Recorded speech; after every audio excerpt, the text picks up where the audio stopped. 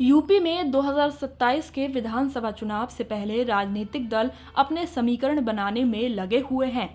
इस वजह से यूपी की राजनीति आजकल फ्लैशबैक में चली गई है।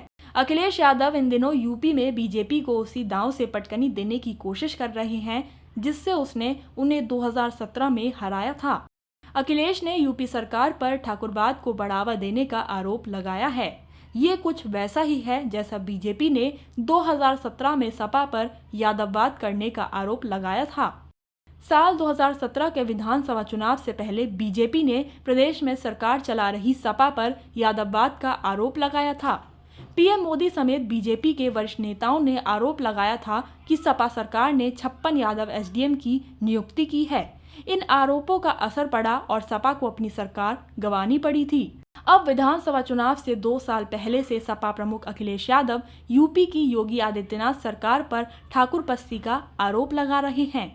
इस तरह से अखिलेश 2027 के विधानसभा चुनाव का टोन सेट करने की कोशिश कर रहे हैं। राणा सांगा पर संसद में दिए गए बयान के विरोध में करणी सेना ने सपा के राज्यसभा सांसद रामजी लाल सुमन के खिलाफ 12 अप्रैल को आगरा में बड़ा प्रदर्शन किया।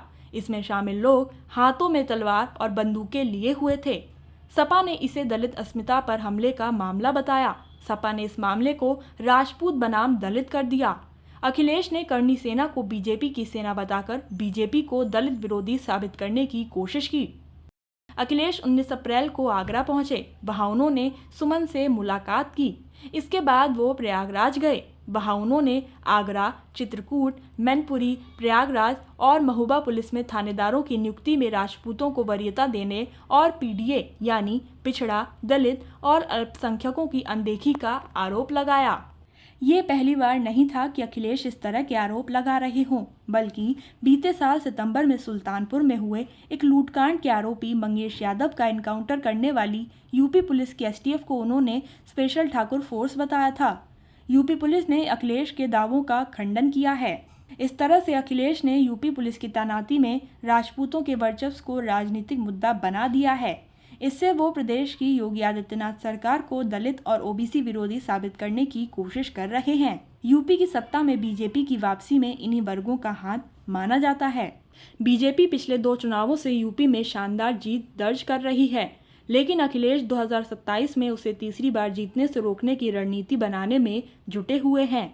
इसी रणनीति के तहत वो दलित सांसदों को आगे कर बसपा का वोट बैंक हथियाने में जुटे हुए हैं। अखिलेश ने लोकसभा सीट फैजाबाद से जीते दलित समुदाय के अवधेश प्रसाद को अपने साथ प्रमुखता से रखा, तो अब वो अपने राज्यसभा सांसद रामजी लाल सुमन के साथ मजबूती से खड़े दिखाई दे रहे हैं। रामजी लाल राणा सांगा पर दिए विवादित बयान के बाद से करणी सेना के निशाने पर हैं। इस तरह से अखिलेश ने जाटव, गैर जाटव दोनों वोट बैंक को साधने की कोशिश की है। सपा यूपी में पीडीए को मजबूत करने के साथ साथ ब्राह्मणों को भी अपने साथ करना चाहती है।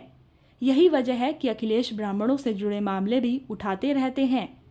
कानपुर में पुलिस के साथ हुई मुठभेड़ में विकास दुबे की मौत के बाद सपा ने इस मामले को जोर शोर से उठाया था।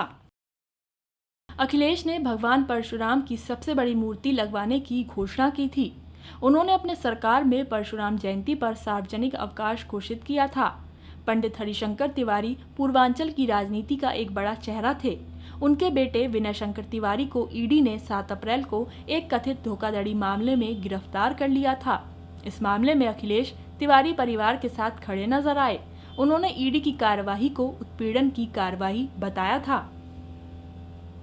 वरिष्ठ पत्रकार मिश्र यूपी की राजनीति पर बारीक नजर रखते हैं।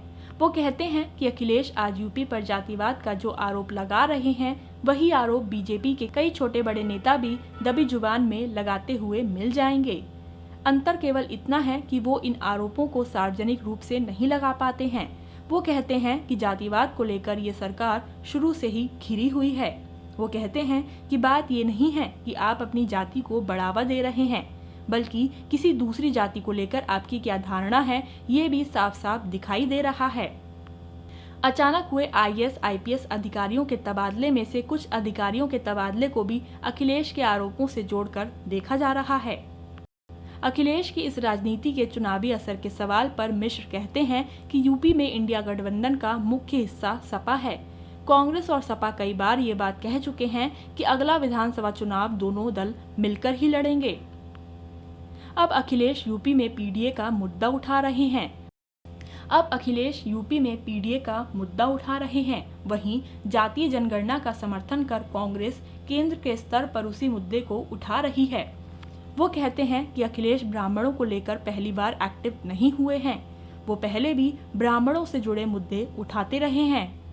ब्राह्मण उनको वोट दें या ना दें, लेकिन विपक्ष के नेता के रूप में उनके मुद्दे उठाकर अखिलेश ने एक मैसेज तो समाज को दिया ही है।